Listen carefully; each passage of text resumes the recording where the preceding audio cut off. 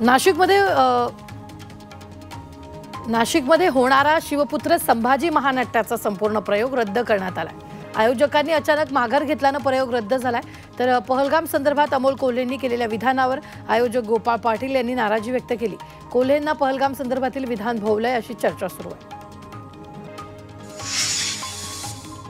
धुळ्यात पोलीस मैदानावर पालकमंत्री जयकुमार रावल यांनी ध्वजवंदन केलेलं आहे। यावेळी पहलगाममधील दहशतवादी हल्ल्यातील मृतांना श्रद्धांजली वाहण्यात आली।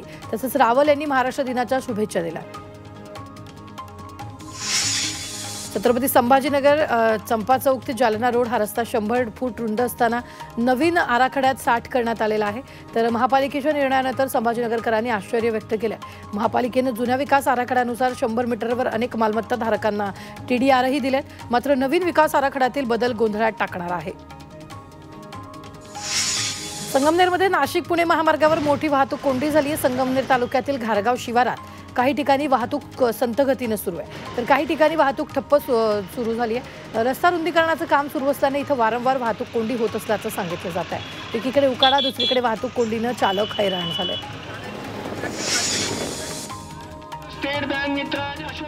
भंडारा जिल्ह्यातील लाखणी तहसील कार्यालयासमोर महाराष्ट्र स्टेट बँक मित्राज असोसिएशनचं धरणं आंदोलन सुरू आहे। बँक मित्राची नियुक्ती करावी, व्यवहारासाठी योग्य कमिशन दिलं जावं, वाढीव खर्चाची भरपाई देण्यात यावी अशा विविध मागण्या आंदोलकांनी लावून धरल्या। जोपर्यंत मागण्या मान्य होत नाहीत आंदोलन सुरूच राहणार अशी भूमिका त्यांनी घेतली आहे। अक्षय तृतीयेनंतर सुवर्ण बाजारात सोन्याच्या दरात मोठी घसरण झाली आहे। सोन्याच्या दरात 2000ची तर चांदीच्या दरात 3000 रुपयांनी घसरण झाली आहे। आज सोन्याचे दर 96,300 रुपये प्रति तोळा असून चांदी 97,800 रुपये प्रति किलो आहे। ऐन लग्नसराईत सोन्याचे दर कमी झाल्यानं ग्राहकांना दिलासा मिळाला। भारताशी टॅरिफ विषयक वाटाघाटी सुरू लवकरच मार्ग निघेल अशी माहिती अमेरिकेचे अध्यक्ष डोनाल्ड ट्रम्प यांनी दिली आहे। ट्रम्प प्रशासनानं भारतावर 26% टॅरिफ लावलाय, त्यात आणखी बदल होण्याची शक्यता आहे। माढा तालुक्यातील टेंभुर्णी इथं अप्पर तहसील कार्यालय आणि दुय्यम निबंधक कार्यालय मंजूर होण्याच्या मागणीसाठी ग्रामस्थांनी आंदोलन केले। दरम्यान मागणी मान्य न केल्यास मुंबईतील आझाद मैदानावर आंदोलन करण्याचा इशारा ग्रामस्थांनी दिलाय। अमरावतीच्या तिवसा पंचायत समितीवर युवक काँग्रेसच्या वतीनं भीक मागो आंदोलन करण्यात आले। रोजगार हमी योजनेतील कुशल अकुशल कामगारांना देयक न मिळाल्यानं आंदोलन केलं गेलं। या आंदोलनात शेकडो कामगार सहभागी झाले। अमरावती जिल्ह्यात वर्षभरात 2 लाख शेतकऱ्यांनी सावकारांकडून कर्ज घेतल्याची माहिती समोर आली आहे। जिल्ह्यातील सावकारांनी 255 कोटींचं कर्ज वाटप केलंय। बँकांकडून कर्ज वाटप करण्यात दिरंगाई होत असल्याचा आरोप केला जातो। पुणे बंगळुरू राष्ट्रीय महामार्ग कर्मचाऱ्यांनी कामबंद आंदोलन तिथे सुरू केले। कर्मचाऱ्यांचा पगार आणि पीएफची मागणी करणाऱ्या कर्मचाऱ्यांना कंपनीकडून धमकी दिली जात असल्याचा आरोप कर्मचाऱ्यांनी केला। वक्फ कायद्याविरोधात All India Muslim Personal Law बोर्डाकडून बत्तीगुल आंदोलनाचं आवाहन करण्यात आलं होतं। त्यानुसार संभाजीनगर शहरात घरं, दुकानं तसंच परिसरातील लाईट बंद करून आंदोलन करण्यात आलं। पहलगाममधील दहशतवादी हल्ल्याच्या निषेधार्थ गोंदियाच्या गोरेगावमध्ये निषेध रॅली काढण्यात आली। यावेळी पाकिस्तानच्या प्रतिकात्मक पुतळ्याचं दहन करत घोषणाबाजी करण्यात आली। तसंच हल्ल्यात मृत्यू झालेल्या नागरिकांना श्रद्धांजली वाहण्यात आली। अकोल्यात मुस्लिम समाजानं लाईट बंद आंदोलन केले। वक्फ बोर्ड विधेयकावरून शांततापूर्ण आंदोलनाची घोषणा मुस्लिम समाजाकडून करण्यात आली। रात्री 15 मिनिटांसाठी त्यांनी घरांचे, दुकानांचे, कारखान्यांचे आणि कार्यालयाचे दिवे बंद करून या आंदोलनात सहभाग नोंदवला। साताऱ्यातील शिरवळमध्ये अक्षय तृतीयेच्या मुहूर्तावर अंबिका देवीच्या यात्रेला सुरुवात झाली। यात्रेनिमित्त विविध धार्मिक आणि सांस्कृतिक कार्यक्रमाचं आयोजन करण्यात आलं। यावेळी मोठ्या प्रमाणात भाविक उपस्थित होते। पहलगाम हल्ल्यानंतरही पर्यटकांचा उत्साह पाहायला मिळतोय। उत्तराखंडमधील 4 धाम यात्रेसाठी 22,67,000 भाविकांनी नोंदणी केली आणि या नोंदणीत महाराष्ट्रातील भाविकांची संख्या जास्त आहे। सांगलीच्या शिराळामध्ये गोरक्षनाथ यात्रेनिमित्त कुस्ती स्पर्धा पार पडल्यात। यावेळी 100हून अधिक कुस्त्यांचा थरार पाहायला मिळाला। या स्पर्धेत महाराष्ट्र केसरी पैलवान पृथ्वीराज पाटील यांनी बाजी मारली आहे। चंद्रपूरमध्ये पालकमंत्री अशोक उईके यांच्या हस्ते मुख्यमंत्री सहायता निधी कक्षाचं उद्घाटन झालंय। तर महाराष्ट्र दिनाचं औचित्य साधून कक्षाचं उद्घाटन करण्यात आलं। याचा गरीब रुग्णांना फायदा होणार आहे। हिंगोलीत पोलीस विभागासाठी नवीन 13 पोलीस व्हॅन दिलेल्या आहेत। तर मंत्री नरहरी झिरवाळ यांच्या हस्ते या व्हॅन लोकार्पण करण्यात आलं। या नवीन वाहनांचा पोलीस विभागाला मोठा फायदा होणार आहे। मी निवडून आलो असतो तर एकनाथ शिंदे मुख्यमंत्री झाले असते असं वक्तव्य शिवसेना नेते शहाजी बापू पाटील यांनी केले। 2019 मध्ये मी निवडून आलो तेव्हा उद्धव ठाकरे 2.5 वर्ष तर एकनाथ शिंदे 2.5 वर्ष मुख्यमंत्री झाले होते असं शहाजी बापू पाटील यांनी म्हटलेलं आहे। मनमाड शहरात सावित्रीबाई फुले भाजी मार्केट बांधण्यात आले, मात्र 25 वर्ष उलटूनही अद्याप ते पूर्ण झालं नाहीये। भाजी विक्रेते रस्त्यावरच बसतात, त्यामुळे भाजी मार्केटचं लवकर पूर्ण न झाल्यास आरपीआयनं आंदोलनाचा इशारा दिला।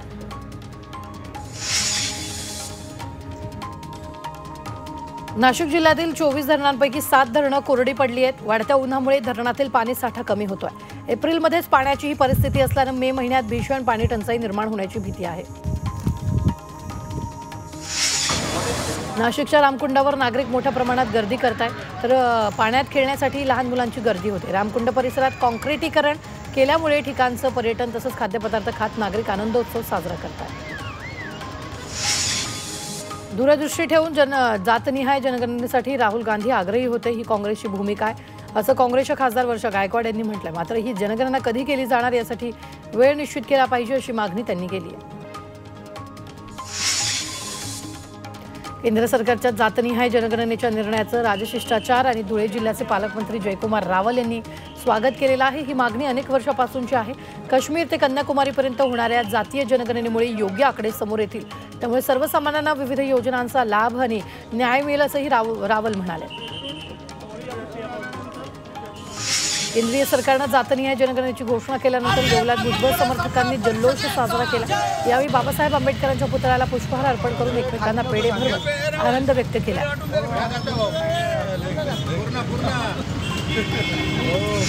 सोलापूरमध्ये आमदार देवेंद्र कोठे यांनी महापालिका आयुक्त डॉक्टर सचिन ओंबासे यांची भेट घेतली आहे। यावेळी शासकीय जमिनीवरील झोपडपट्ट्यांमध्ये घरकुल योजना राबवण्याचा आराखडा, दुहेरी जलवाहिनीचं काम, धर्मवीर संभाजी तलाव सुशोभीकरण अशा विविध महत्त्वाच्या विषयांवर चर्चा करण्यात आली।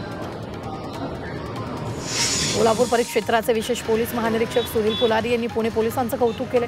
खून, दरोडा, खंडणी अशा विविध गुन्ह्यांचा तपास करण्यात आला। पोलिसांना चांगलं यश आलंय, तसंच अंमली पदार्थ विरोधी पोलिसांनी चांगली कामगिरी केल्याचं महानिरीक्षक पुलारांनी म्हटलं। जळगावच्या जामनेरमध्ये ध्वजवंदन कार्यक्रमात शेतकरी कुटुंबांना आत्मदहनाचा प्रयत्न केलाय। मागणी करूनही 3 वेळा शेतजमिनीची चुकीची मोजणी झाल्याचा आरोप शेतकऱ्यांनी केला। भूमी अभिलेख विभागाकडून चुकीची मोजणी होत असल्यानं शेतकरी संतापले। इंदोरी सम्राट बाळासाहेब ठाकरे समृद्धी महामार्गाचा शेवटचा टप्पा लवकरच सुरू होणार आहे। मात्र निंबवली टोलनाक्यावरून महामार्गावर प्रवेश करण्यासाठी मार्ग नसल्यानं नागरिकांना पर्यायी मार्गाचा वापर करावा लागणार आहे, त्यामुळे प्रवाशांमध्ये नाराजी दिसून येते। केंद्र सरकारनं ऊसाच्या एफआरपी 4.41% वाढ केली। या निर्णयानंतर पंढरपूर तालुका भाजपनं विठ्ठल मंदिर परिसरात नामदेव पायरीजवळ पेढे वाटून आनंद साजरा केला। कालच्या केंद्रीय मंत्रिमंडळाच्या बैठकीत ऊसाचा एफआरपी वाढवण्यात आलाय, याचा 5 कोटी शेतकऱ्यांना फायदा होणार आहे।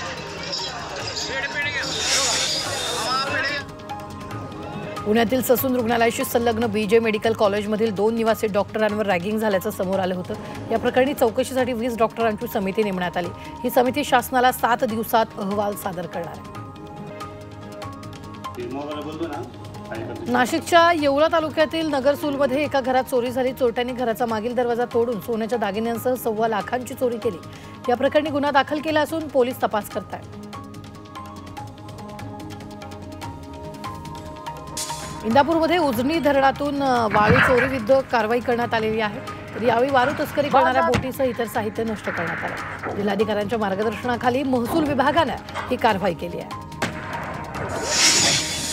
संभाजीनगरमध्ये एका महिलेनं वृद्धाला व्हॉट्सअपवर व्हिडिओ कॉल करून अश्लील चाळे करत व्हिडिओ रेकॉर्ड केला। त्यानंतर महिलेसह तिच्या टोळीनं व्हिडिओ व्हायरल करण्याची धमकी देत वृद्धाकडून तब्बल 14,66,000 उकळले। या प्रकरणी गुन्हा दाखल करण्यात आला आहे। अकोल्यात सलग 2 दिवस महिलांच्या गळ्यातील दागिने हिसकावण्याच्या घटना घडल्यात। याचा तपास करत असताना हे आरोपी लॉजमध्ये खोटं नाव आणि मोबाईल नंबर वापरून राहत असल्याचं उघड झालंय। आरोपींकडून 2 लाखांचा मुद्देमाल जप्त करण्यात आला। पुण्यात व्यावसायिकांना धमकावून खंडणी मागण्याचे प्रकार वाढलेत। लष्करी परिसरातील एका दुकानदाराला धमकावून त्याच्याकडे दरमहा हप्ता मागितल्या प्रकरणी एका सराईत विरोधात गुन्हा दाखल करण्यात आला। स्वारगेट भागात दूध विक्री करणाऱ्या तरुणाला धमकावून हप्त्याची मागणी केल्याचा प्रकार उघड झालाय। कल्याण डोंबिवली परिसरात पोलिसांकडून ड्रग्ज तस्करी विरोधात धडक कारवाई सुरू केली आहे। गेल्या 3-4 महिन्यांपासून सातत्यानं ही कारवाई सुरू आहे। पोलिसांनी सापळारचं ड्रग्ज तस्करी करणाऱ्या एका महिलेला अटक केली। तिच्याकडून 16,000 किमतीचे एमडी ड्रग्ज जप्त करण्यात आले। मुंबई बिहार अमृत भारत एक्सप्रेस या महिन्यात प्रवाशांच्या सेवेत आली आहे। वंदे भारत एक्सप्रेसच्या धर्तीवर देशात non AC Amrit Bharat express सुरू झाली आहे। या नव्या धाटणीच्या एक्सप्रेसमुळे उत्तर भारतीय प्रवाशांचा प्रवास आरामदायी आणि वेगवान होणार आहे। पिंपरी चिंचवड शहरातील 20,000 नागरिकांचं महिला बचत गटामार्फत सर्वेक्षण होणार आहे। 2032 साली पिंपरी चिंचवड महापालिकेला 50 वर्ष पूर्ण होणार आहेत। यासाठी शहराच्या भविष्यातील विकासासाठी नियोजन केलं जाणार आहे। महाराष्ट्र दिनाचं औचित्य साधून चंद्रपूर जिल्हा पोलीस दलाला 20 नवी वाहनं सुपूर्द करण्यात आली। जिल्ह्यातील 15 तालुक्यातील विविध पोलीस ठाण्यांना ही वाहनं दिली जाणार आहेत। पालकमंत्री डॉक्टर अशोक उईके यांच्या हस्ते पोलीस मुख्यालय मैदानावर हा सोहळा पार पडला। सूर्यघर योजनेचा कल्याण डोंबिवलीकरांनी लाभ घ्यावा असं आवाहन आयुक्त अभिनव गोयल यांनी केले। केंद्र आणि राज्य शासनाच्या मदतीने मोफत सूर्यघर योजना सुरू करण्यात आली। नागरिकांनी या योजनेचा लाभ घेत सवलतीच्या दरात सौर ऊर्जेची यंत्रणा बसवून घ्यावी असं आवाहन त्यांनी केले। महापालिकेनंतर आता MMRTAनं देखील बेस्ट बस भाडेवाढीला मंजुरी दिली आहे। MMRTAच्या बैठकीत भाडेवाढीला मंजुरी देण्यात आली। मात्र असं असलं तरीही बेस्ट बस भाडेवाढीची अधिकृत घोषणा झालेली नाही। महापालिका प्रशासन आणि MMRTAनं बेस्ट भाडेवाढीच्या प्रस्तावाला मंजुरी दिल्यानं मुंबईकरांच्या खिशाला आता कात्री लागणार आहे।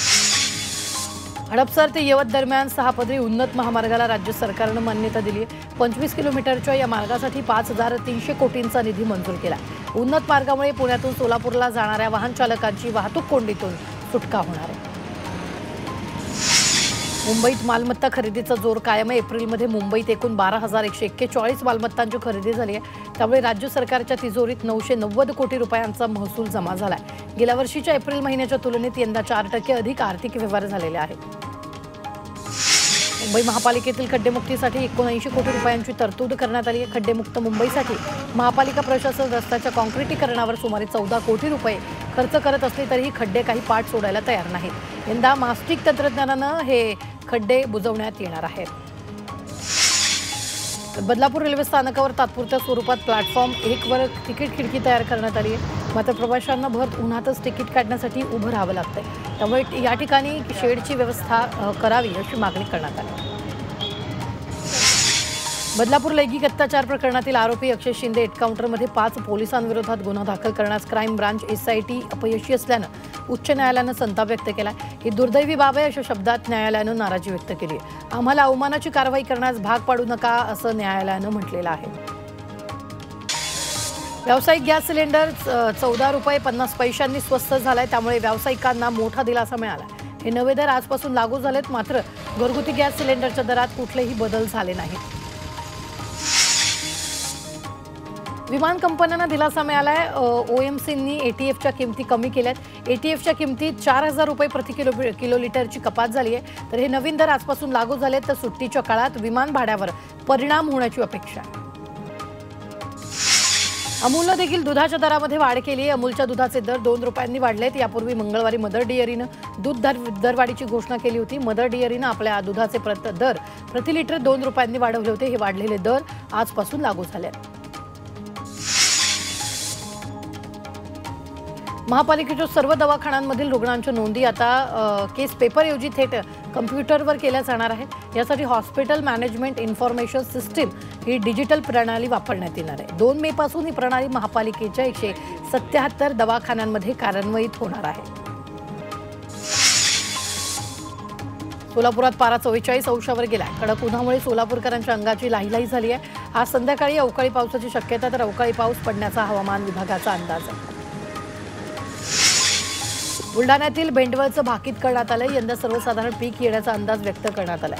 तर पहिला महिना कमी अधिक पाऊस पडणार असल्याचं भाकीत करण्यात आलंय। तसंच राजा कायम असून मात्र तणाव राहण्याचंही भाकीत केलं गेलं।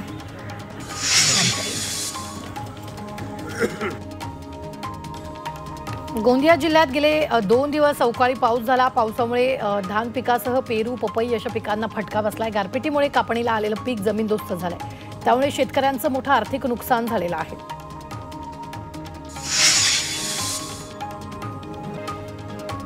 अलिबागमधल्या जिल्हाधिकारी कार्यालयात मुख्यमंत्री सहायता निधी आणि धर्मादाय रुग्णालय मदत कक्षाचं उद्घाटन महिला आणि बालविकास मंत्री आदिती तटकरे यांनी केले। या कक्षातून चालणाऱ्या कामकाजाची तटकरे यांनी माहिती घेतली। तर गरजू रुग्णांना वैद्यकीय सेवा उपलब्ध व्हावी यासाठी आवश्यक ते सहकार्य या कक्षातून केले जाणार आहे।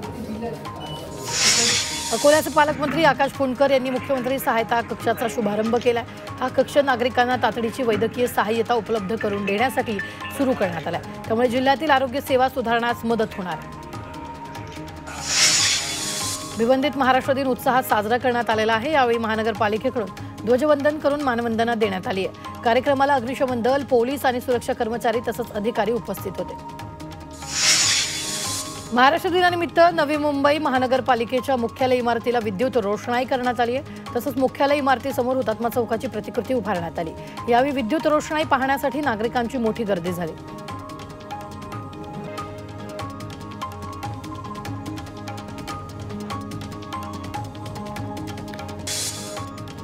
रायगडमध्ये महाराष्ट्र दिनाच्या कार्यक्रमात मंत्री आदिती तटकरे यांच्या हस्ते पोलीस दलात सलग 15 वर्ष उत्तम सेवा देणाऱ्या अधिकाऱ्यांचा सन्मान करण्यात आला। महासंचालकाचं पदक प्रदान करून त्यांना गौरवण्यात आलं। रायगडमध्ये मंत्री आदिती तटकरे यांनी ध्वजवंदन केले। यावेळी पोलिसांच्या पथकानं संचलन करून मानवंदना दिली। कार्यक्रमाला जिल्हाधिकाऱ्यांसह इतर विभागाचे अधिकारी आणि नागरिक उपस्थित होते। सांगलीत पालकमंत्री चंद्रकांत पाटील यांच्या हस्ते ध्वजवंदन करण्यात आले। यावेळी विविध क्षेत्रातील गुणवंत अधिकारी, कर्मचारी तसंच खेळाडूंचा पालकमंत्र्यांच्या हस्ते सन्मान करण्यात आला। महाराष्ट्र दिनानिमित्त परभणीमधील प्रियदर्शनी इंदिरा गांधी स्टेडियमवर मुख्य ध्वजवंदनाचा कार्यक्रम पार पडला। पालकमंत्री मेघना बोर्डीकर यांनी ध्वजवंदन करून जनतेच्या समस्या सोडवण्यासाठी शासन कटिबद्ध असल्याचा विश्वास बोलून दाखवला। अहिल्यानगरमध्ये पालकमंत्री राधाकृष्ण विखे पाटील यांनी महाराष्ट्र दिनानिमित्त ध्वजवंदन केले। यावेळी विखे पाटलांनी उत्कृष्ट कामगिरी करणाऱ्यांचा सन्मान केला। तसंच नागरिकांना महाराष्ट्र दिनाच्या शुभेच्छा दिल्या। पिंपरी चिंचवड शहरातील MIDC परिसरात मोठ्या उत्साहात कामगार दिन साजरा करण्यात आला। विविध कामगार संघटनांच्या वतीनं पेढे वाटप करत कामगारांचा सत्कार करण्यात आला। महाराष्ट्र दिनानिमित्त अकोल्यात मंत्री आकाश फुंडकर यांनी ध्वजवंदन केलं। यानंतर पोलिसांची परेडही पार पडली। तसंच आज अकोल्यात विविध सांस्कृतिक कार्यक्रमांचं आयोजन करण्यात आलं। हिंगोलीत महाराष्ट्र दिन साजरा केला। यावेळी पालकमंत्री नरहरी झिरवाळ यांनी ध्वजवंदन केलं। या दरम्यान त्यांनी जातीय जनगणनेवर प्रतिक्रिया देताना यात अनेक जाती आणखीही कागदावर आलेल्या नाहीत असं म्हटलेलं आहे। भंडारा जिल्ह्यातील बेला गावात कंपोस्ट खड्डा भरून स्वच्छ अभियानाला सुरुवात केली आहे। गावातील कचरा रस्त्यावर किंवा कुंडात न फेकता खड्ड्यात भरून खत निर्मिती केली जाणार आहे। पालकमंत्री संजय सावकारे यांच्या हस्ते योजनेचा शुभारंभ करण्यात आला। कोल्हापुरात महाराष्ट्र दिन साजरा झालेला आहे। तर कोल्हापूर जिल्हा प्रशासनाकडून शाहू स्टेडियमवर आरोग्य मंत्री आणि जिल्ह्याचे पालकमंत्री प्रकाश आंबेडकर यांच्या हस्ते ध्वजवंदन पार पडले। भारतीय गुणवत्ता परिषदेकडून झालेल्या सर्वेक्षणात राज्यात पालघर पोलीस प्रथम क्रमांकावर आहे। मुख्यमंत्री देवेंद्र फडणवीसनं एक्सवरून पोलिसांचं अभिनंदन केले। पालघर पोलिसांना 100 पैकी 90.29% गुण त्यांनी घेतले। तर गडचिरोली दुसरा क्रमांक।